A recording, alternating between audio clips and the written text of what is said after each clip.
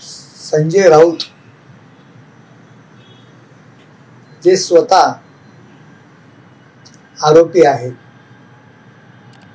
त्यांच्यावर भ्रष्टाचाराचे आरोप झालेले आहेत, त्यांनी ते तुरुंगामध्ये त्यांना डांबून ठेवलं गेलं होतं आणि ते जामिनावर सुटले.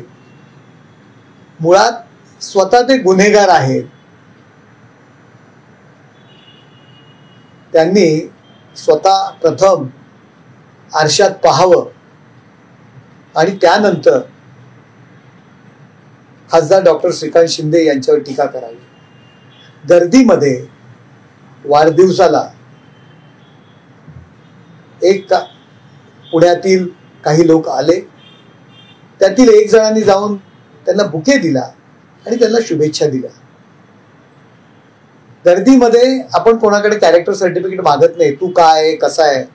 आपण सगळ्यांना ओळखतही नाही. कदाचित संजय राऊत या क्षेत्रातले असतील किंवा या क्षेत्रातली मंडळी त्यांच्याबरोबर असतील म्हणून ते प्रत्येकाला ओळखत असतील, पण तू गर्दीमध्ये एखाद्या माणसाने जर बुके आणून दिला, पण ज्यावेळी आम्हाला कळलं की ही व्यक्ती गुंड आहे, त्यावेळी त्या व्यक्तीला घेऊन येणारा युवा सेनेचा पदाधिकारी जे जावळकर आहे त्याची सुद्धा आमच्या युवा सेनेतून आणि पदावरून आम्ही हकलपट्टी केली.